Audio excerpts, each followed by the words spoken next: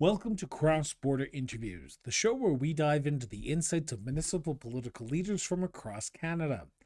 Now, our mission on this show is quite simple: shine a light on the dedicated individuals who day in and day out work around the council table to shape the communities that we call home and they call home. And for today's episode, we are honored to be heading up to Legal, Alberta, to sit down with Deputy Mayor Andy Beaton. Through the years, Legal has continued to lay its claim on being a progressive and friendly community rich in historical culture. The town of Legal has been federally proclaimed as the national capital of French murals. With deeply rooted community values, you can still find multi-generational businesses operating in town, such as Legal Motors. People have chosen to lay claim to Legal and carry on the tradition of its forefathers.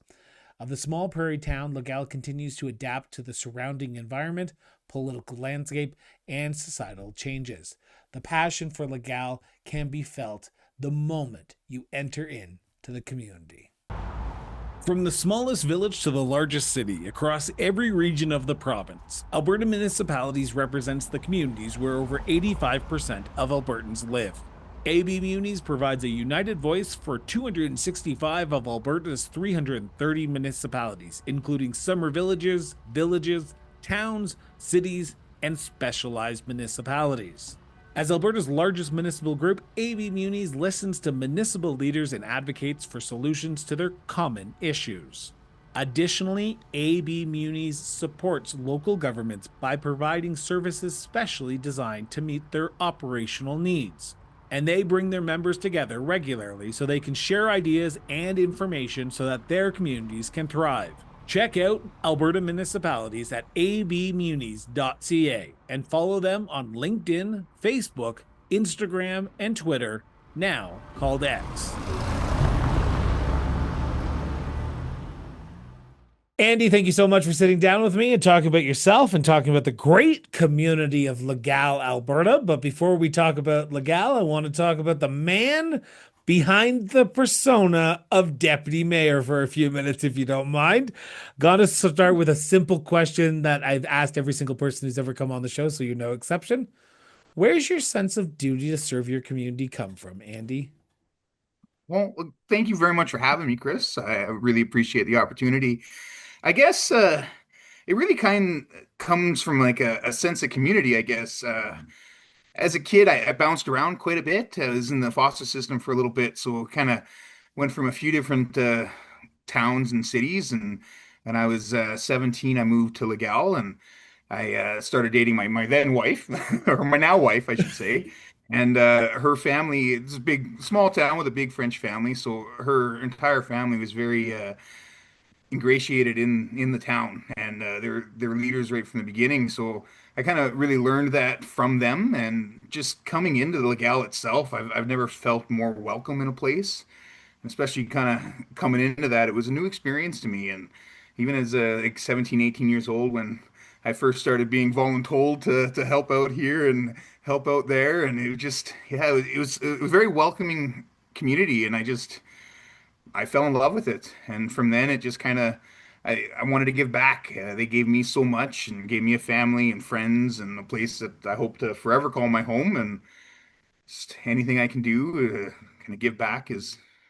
So when was your first interest into municipal politics? Because someone who gets voluntold to do something usually doesn't end up becoming a deputy mayor of their community overnight. That's fair. At what I point in was time big. did you say, okay, maybe Andy should be on council? Well, Or, like I said, or were you voluntold on that one too? no, that this one was kind of on me, I guess. But I started as I was like 18, just helping out with some of the festivals, and I started coaching and eventually helping run our soccer program. And then it just kind of fell in from there. They were looking at people to join a couple of the bigger boards, and then after 10 years or so, like I said, it's a small community. Everybody knows everybody. And then about 8, 9 years ago, the conversation started happening. Hey, Andy, you should do this. And I was like, you know what? That at first it was like that was the strangest question I've ever been asked. And And the more I thought about it, and the more I kind of talked to some family and some of the community members, I thought, you know what, I've been volunteering with the council on different levels at our festivals and our Lions Club and soccer and things like that. So I already actually known the council quite well. So I think it just kind of it was a slow organic evolution from there. So you're at your end of your second term then, from what I understand, from what you just This said. is actually my first term. Okay, I got okay. in a by-election 3 years ago. Okay, so there's that question that we're going to talk about in about 2 seconds. Prior to Fair that enough. by-election, had you run beforehand or I was had. It okay, so was a you very ran. close election, and I did end up losing. And then actually, about 9 months into the term, the gentleman had to move away, so there was a by-election. So I decided to throw my hat in again, and here we are. So that it brings up an interesting question because, and I apologize for asking this question the way that I'm going to, but I apologize. You're going to very much learn on this show that I ask random questions just to hope to get to the point that I'm trying to make here. But I love it. after I lost my first election, there was a moment in my mind that I went, okay, that was my one shot. I'm done. I'm over it, and I'm going to move on. But 9 months later, you said, okay, I'm going to go back in and do it. What sort of motivated you after that? And because, as you said, it was a close loss. What motivated you to say, okay, maybe I should try one more time, and maybe that will be my chance to get on?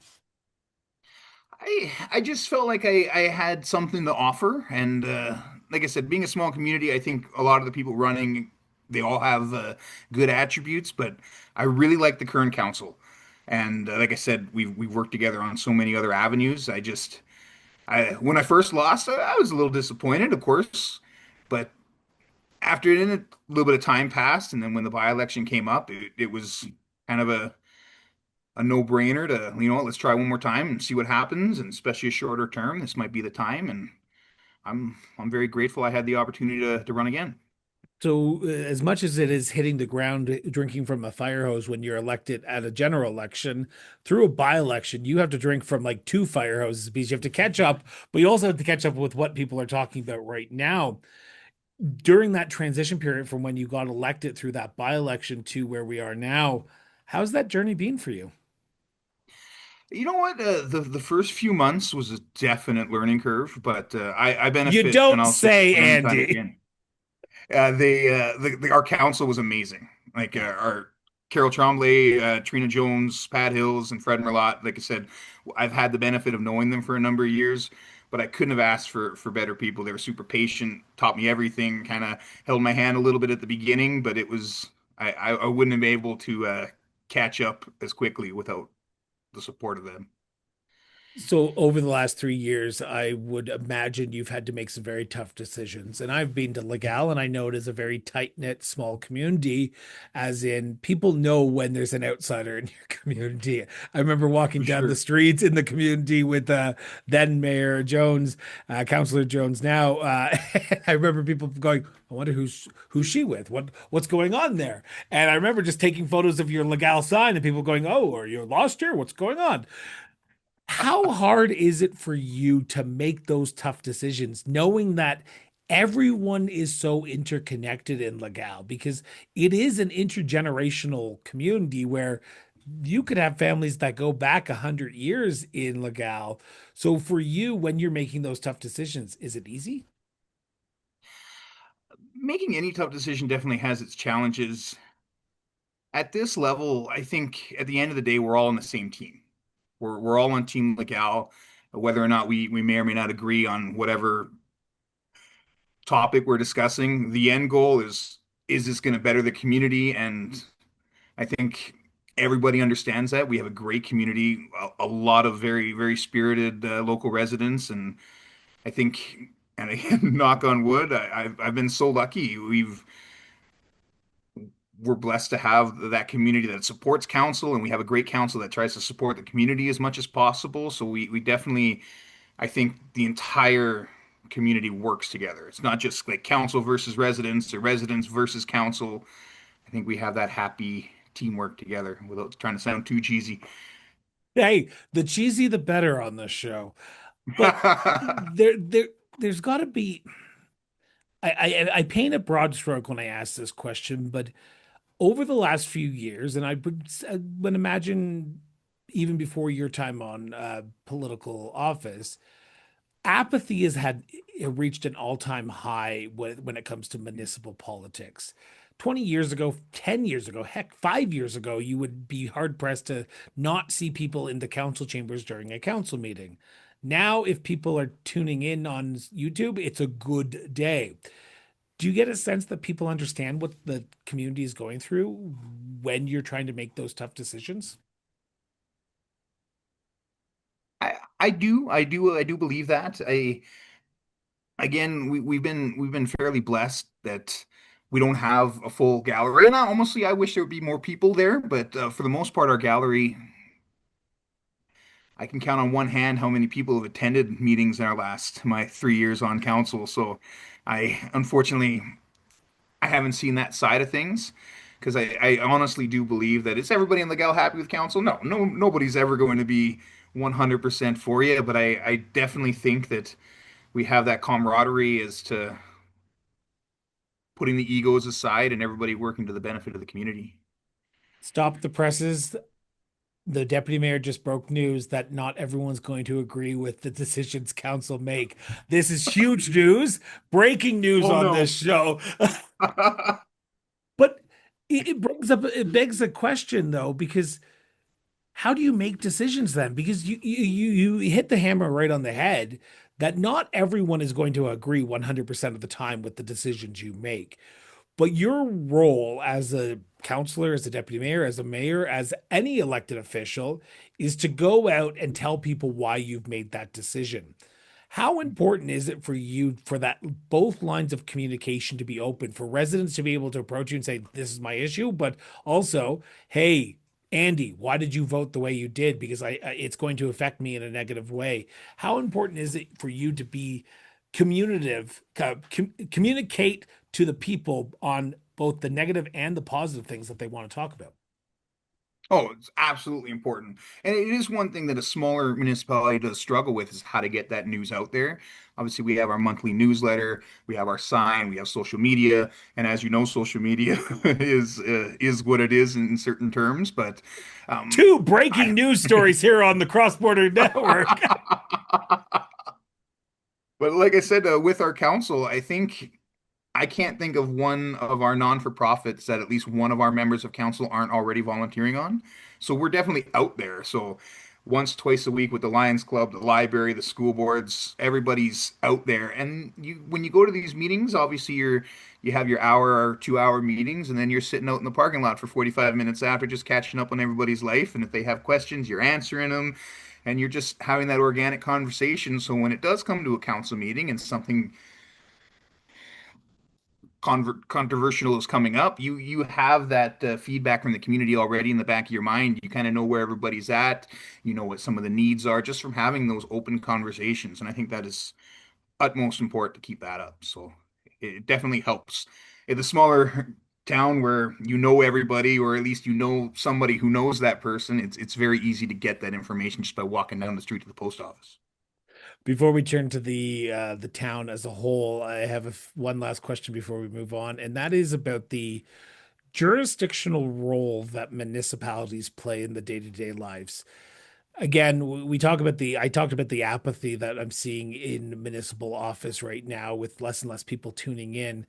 But I think, and this might harken to our education system right now, so I apologize to the teachers out there, and I know I might be speaking to some in a few days or right now, but there is a blurring of jurisdictional lines that I've never seen in this country that I have in the last few years.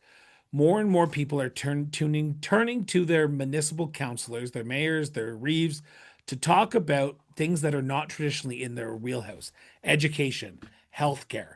But it's the day-to-day reality that municipalities are faced with is education. If our teacher's going to go to school, or our health is our hospital going to be open 24 hours for an ER visit if my kid gets sick at night? How often are you fielding questions that are not traditionally in that municipal wheelhouse? Because again, I'm not trying to paint a broad stroke, but I do it a lot on this show, so I'm going to do it right now. I would imagine people know you more than they know their MLA or their MP because you are in the community 24/7. You go to the grocery store, you go to the candy store in Legal, and you see what's going on in the community. How often do you answer questions that are not traditionally in the municipal jurisdictional role?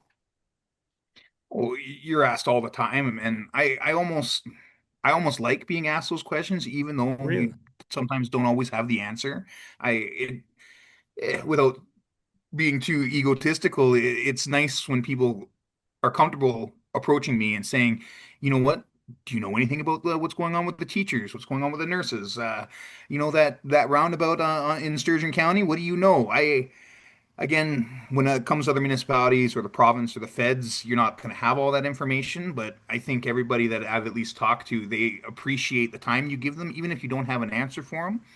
It's something that, you know what, that's actually pretty much on the provincial level, but I can make a phone call, I can do an email, and I can get back to you. And half the time when I do get back to them, it's, hey, unfortunately, I still don't have any information, but I try and be as informative as I can with the lack of information that sometimes municipalities get when they are dealing with the province and the feds. But But no, but, it's not but a there great answer, but No, it's an answer because it begs the reality of people just want to be heard. And the exactly. local level of government is the closest to the people. The Federation of Canadian Municipalities President Scott Pierce, former president, sorry, colloquially termed it as the government of proximity. You are the people that they know the most. You are the people that they probably trust a little bit more than the provincial or federal. And I'm not saying that they don't trust them. I'm just saying that they probably have a better relationship with their local counselors. So they just want to be heard sometimes. And sometimes it's like screaming into a void when you send off an email and you don't get a response for 2 weeks. Where if you see Andy in the grocery store, hey, I can ask him Yeah, this question right now. exactly.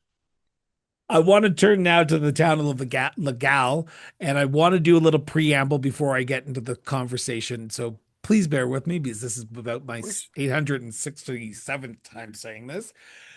This is a conversation between the deputy mayor and myself. This is not a motion of council, not a policy of council, not a direction of council. This is his opinion and his opinion alone. Now, it may line up with what's going on at council, but at the end of the day, he needs a majority of council members around the council table to vote in favor or against any motion, policy, or bylaw to direct administration to administer the governance that they have just passed. With that being said, again, this is the deputy mayor's opinion and his opinion alone. Like, I'm gonna get tired of saying that one day, just not today. Hey, I loved it. So, deputy mayor, as of this recording at the beginning of September 2025, what do you see as either the biggest challenge or challenges facing the town of Legal today?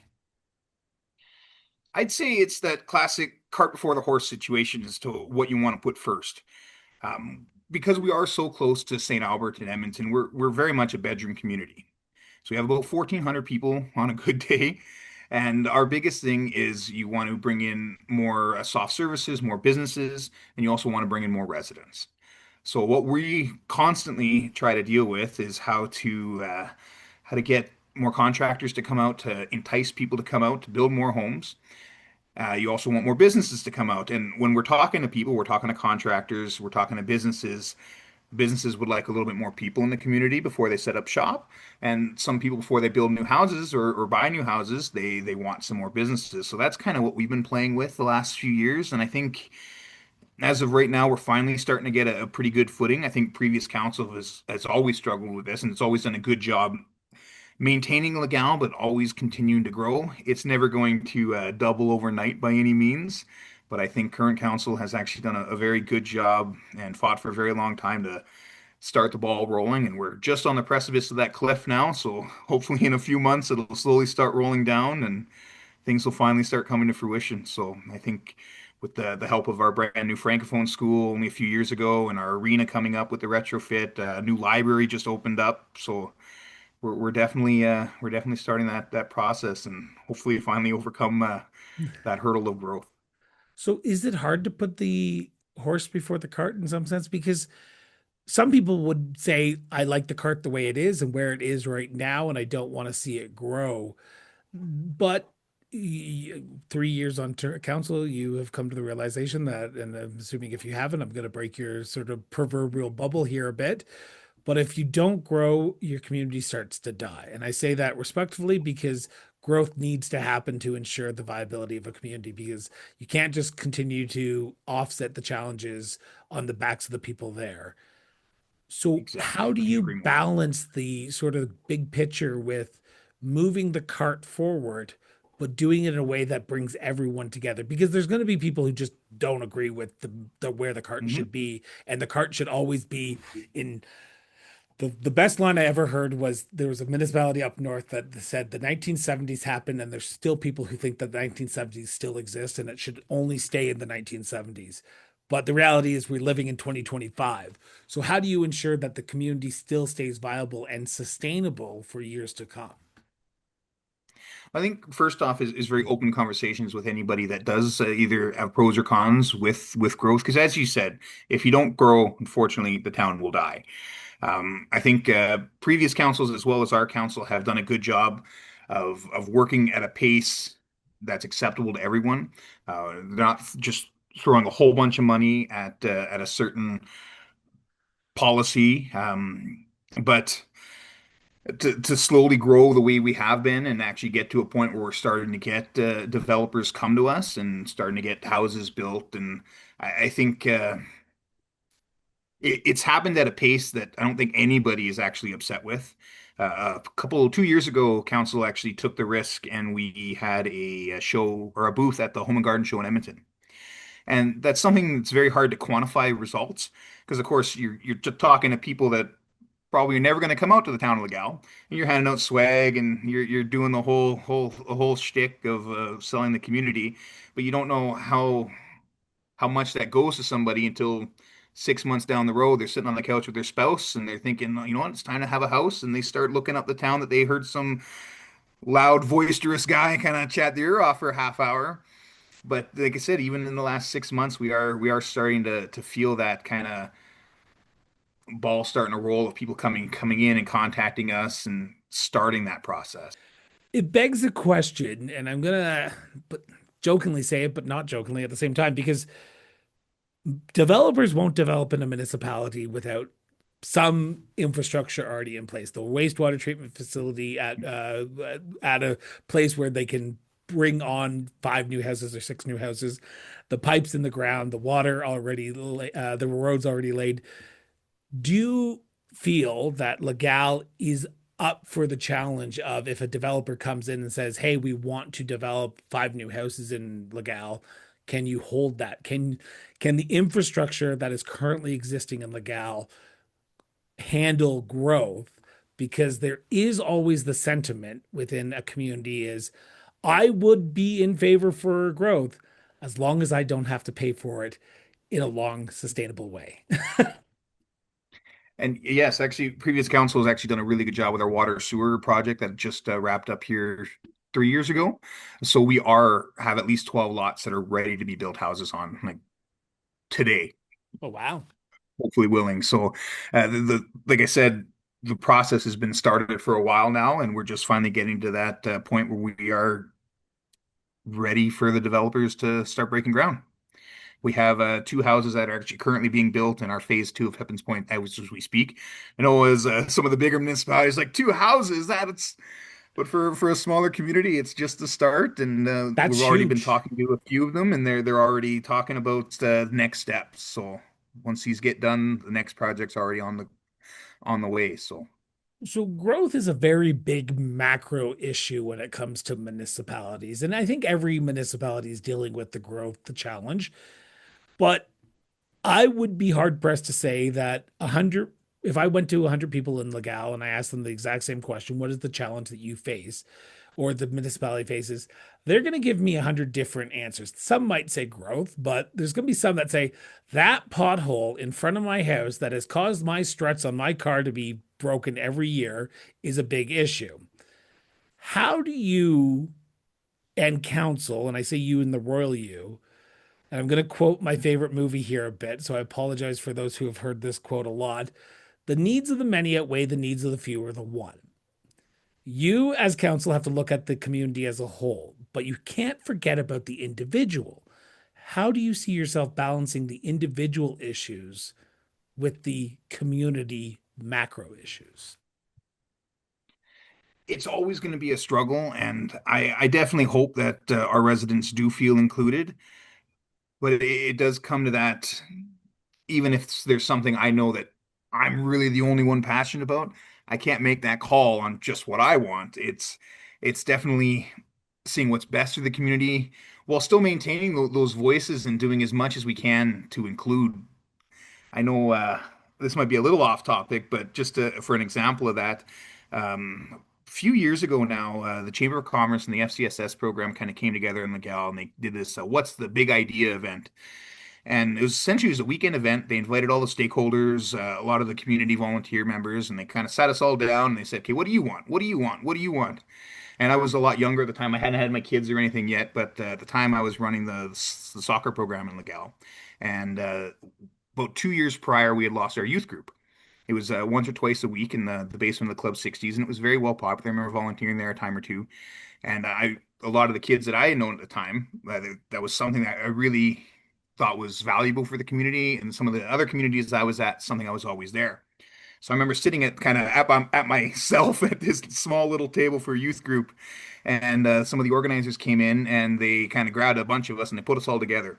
And I ended up sitting at a table with like a library, adult learning. I want more free Wi-Fi for the community guys, and they did a good job of taking these singular voices and putting them together. So they had a little bit of a larger voice. And since then, that small little group I sat at, we eventually formed the Friends of Legal Library Society. And from then, we actually only just almost a year ago today, we opened our the first library in Legal. So I think you definitely have to look at that big picture of what's best for the community. But I think if you focus as much as you can on those singularity voices, you can find a commonality and eventually come everything together. Hope that's not a big roundabout answer, but I have done this show for 4.5 years, and I think that is the most concrete answer I've ever gotten from that type of question of how do you, the needs of the many outweigh the needs of the few. And I appreciate that answer because it brings to a point where we all, like you said at the beginning of the interview, we're all on Team Legal in Legal, but we're all working against each other a little bit because we all don't have that moment where we say, okay, we're going to come together, sit down at a table, and we're going to come up with an idea that is going to help all five organizations or five groups. And we're going to do it as a group, and the needs of the few will be the needs of the many at the end of the day because we're going to do it for the group and not just for the individual. Thank you so much for that answer. oh, thank you for Ah, the opportunity to say it. I think the more we can focus on those little voices, like I said, I but it's think not, at the but it's end of not the even day, if the everybody has a go right. ahead. I was going to say it's not even the individual issue though. It's the individual small voice because one voice is the loudest voice that can happen. And when you get five different voices together, they can come together and they can create so much more at the end of the day. And the Friends of the Legal Library is the perfect example of that. Five different groups, five different people who probably wouldn't have sat down together at the beginning of anything were brought together because FCSS and I forget the other organization that you were just Chamber of talking about, Commerce. Chamber of Commerce, came together and they without even realizing it, they got a library built in their community. That is huge. Yeah. Good for Legal. Good for Legal. All right. So I guess it brings up the second question because we all have challenges. And I kind of know where this question's going to go now because you just kind of gave it away. But what's the thing you look at for the community and you say, I'm proud of this? We all have our challenges. We all have our issues that are going on, but there's got to be an X factor that makes Legal Legal. What is that X factor for you? Really, it's a two-part. Right now, we're just on the finalization of our Legal Arena retrofit project, Sturgeon Valley Fertilizer Arena, opening this or next month. So that was October being a part of 4th. That's October right. 4th. Come on, get the plug It's in going to be a there. good day. Come get some So hot being dogs. That's right. Being a part of that process was definitely an eye opener to the struggles and the the triumphs that come with a project like that. So I am definitely proud of our council, our CAO, our public works, everybody who had anything to do with the arena. But selfishly, the small project of the Legal Library, that's I think honestly is what I am most proud of. It was definitely a labor of love, and there's a volunteer. There was a lot of volunteers that definitely made it, but Jenny Breeze, a volunteer member, was kind of held us all to the fire for I want to say like 8 years of trying to figure out what we wanted, how we were going to do it in a small community where at a day and age where libraries, if you don't already have a library, people don't think of a library. Yeah. And a library is always so much more than books. So to be able to start that off as the volunteer level and then come into council and be one of the ones to actually bring it to fruition is something I am very proud of. Good for you. I want to turn to my second last segment, and this segment I did not prepare you for because I want the honest goodness I love it. reaction to it. And that is there's a very important date coming up here on October 20th, 2025. And that is when the next municipal election in the province of Alberta is taking place.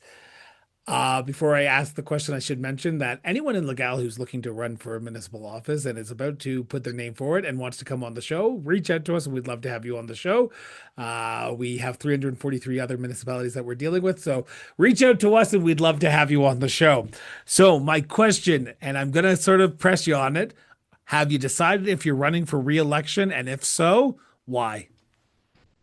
Actually, I have already put in my papers, so I can definitely say I am very ready to run for another term. I just feel like with everything that we've done, with getting some more developers and with arena just being finished, I'm not quite done yet. I'd like one more term to finish up some loose ends and continue the growth of the community. I'm assuming the family supports you putting your name back on another Yes, term. my wonderful wife has been more than supportive, and I think the kids are still a little too young. They're 8 and 9. They just think it's cool that Dad works for the mayor. I've got to ask that question then. How often do they use that in school? Well, my dad can do something because he's a counselor or he's the deputy mayor of Legal. Oh, you're going to make fun of me? I've tried very hard to explain to them it's not as glamorous as it sounds, but to an 8-year-old, good luck. So, looking at the next 4 years on council, if you are successfully reelected, what's priority number one for yourself? What do you want to see accomplished in the next 4 years? Because over the last half hour, we've been chatting about what the councils of the past have done to set up Legal to where it is today. What's your legacy that you want to make sure you build on over the next 4 years if you're elected? I would like to continue that growth. Like I said, we have those 12 lots that are ready to go. I would love to see them developed. I like to continue to see maybe one or two multifamily homes. I like to continue that growth. Like I said, I'm not expecting a hundred new residents, but you know what? 30 would be awesome to me. So I want to continue that growth just so my family after I'm gone or after I'm no longer on council just still has Legal to call home. Oh, you're a young man. You got a few years left. If I've learned anything about municipal politics in small towns, you were there for a few years, kind sir. A few I hope years. so. So I want to turn to my last segment, and it is my favorite segment, and that is my tourism. I think every municipality has a great place in their community that they can call the spot, the jewel, the gem that brings people to your community. What is that for Legal for you? Where in the community do you go and just awe about when you tell people about why they should come visit Legal? Well, the obvious answer is our French murals. We are the French mural capital of Canada per capita. I think we have 42 lovely murals around the community, and they're just stunning. Our walking trails, just to be able to walk around the whole community and just see that kind of the history on the walls is pretty nifty. I remember was I was first kind of walking with my wife. We were walking around town, and she was kind of showing me this. I was like, what is going on here? But after you live here for a bit and you understand it, it's truly interesting just to be a part of. But I think for me as a whole, this is gonna sound repetitive, but I really like hanging around our library. I'm a big nerd, So about a year ago, right when it was finally starting to open, we started these youth programs, Dungeons and Dragons, Magic the Gathering, just kind of Whoa, a whoa, whoa, teen whoa, area. whoa, whoa, whoa, whoa, whoa, whoa, whoa, whoa, whoa, whoa, whoa, whoa, whoa, whoa, whoa. You just said my magic word on this show, Dungeons and Dragons. All right. Are we gonna start a Dungeons and Dragons guild at Alberta municipalities in Calgary I this think summer? we are. Let's do it. Oh, highlight of my term right here. There we go. You have to get reelected now. For anyone who's in Alberta municipalities who's listening, who's a D&D player, get elected. Come join our confab, and we will start a we'll start a mission right in the middle of the Alberta municipalities like conference. In the history of municipal collaboration, I don't think it'll ever get better than that. That is perfect. But I know we laugh, but it started off as like a one a night, or sorry, one night a month. And even in the last few months, there's been times I'll do it for some teenagers, and I think we have like 30 kids. So it's just gotten out of control. So we're 5 nights a month for D&D, 2 months for night, or 2 nights a month for Magic the Gathering, and now our library manager is starting just 2 nights a week, just after school programming, just for kids to kind of get together. So it's snowballing right now, which is awesome. But it's definitely something I love going there. I love seeing just everybody having a good time. And my kids are still fairly young, but I did the whole nerd dad thing, and I got them into it at a young age. So it's something that I can still volunteer with the community, but I can bring my kids, and they love it, and it's special to me. It's good when you do it, because if I just randomly showed up with no kids to play Dungeons and Dragons, I think it'd be a little awkward. But that's just Fair enough. here. That's here nor there. I want to turn to my second last question, and it's an important one, and it's $1 million one. In your opinion, what makes the town of Legal such a unique place to live, to work, and to raise a family? Again, not trying to sound too cheesy or panhandling, but it really is our people, our volunteers, our community. I can't say enough. Like, we have people who've been volunteering for 50, 60 years. We have our fete every year. It's our annual festival. It's fourth weekend of July every year. And I have friends that come out from Saskatchewan, where I used to live, or Edmonton, and they're blown away by this tiny, tiny little town that outweighs almost some of the bigger cities in events they have, and just the amount of people to come together and to make this happen. And not only just the fate, like we have our Lions Club, our school boards, our everything. To like once a month, there's at least something going on, whether it's the Club 60 breakfast or just card nights. So just these people that have been working for months and months and months to have these events. It's hard to describe without seeing, but it's these 50, 60 volunteers we have around the community that just try everything they can just to give back a little bit, and it really adds up to a wonderful place to live. Well, as someone who has visited Legal and then planning to come back up in October, I would agree wholeheartedly on that, to say that Legal is about the people, and it's a intergenerational people community where everyone in the families have been there for a long time. But Deputy Mayor Andy, I want to thank you so much from the bottom of my heart for doing this, and taking time out of your busy night to sit down with me and talk to me, my listeners, my viewers, and to the people of Alberta about why Legal is Legal in your career in municipal politics. So thank you so much. And Dungeons and Dragons. I'm not Of going to course. skip that part, Dungeons and Dragons, but thank you so much for doing this, Andy. No, thank you, Chris, for having me. This was completely my privilege. Thank you so much. Thank you so much for tuning in for another episode of Cross Border Interviews. Now, a quick editorial note time before we wrap up. As we are entering into the election period of the municipal election campaign, we would like to note that as of September 22nd, 2025, the Cross Border Interviews will continue on, but we will only be broadcasting interviews with municipal leaders from across Canada, or who are in Alberta but are not running for re-election. The reason that is because we want to give equal and opportune time for every single person who is running for an election to come on this show. So any councillor or mayor or reeve who is currently elected after September 22nd to October 20th will have a chance to come on the show. But It will be on our sister show, Municipal Affairs, Alberta Municipal Votes 2025. So we want to just make sure that we give equal time to every single person who is running. We will also want to thank today's guests for joining us and you for tuning in. To stay up to date on all of our latest episodes, be sure to hit that subscribe button on YouTube or wherever you're listening to this on your favorite podcast platform. Now, your support means the world to us. So if you can, share this episode with your friends, your family, and yes, even your community, and help keep the conversation going.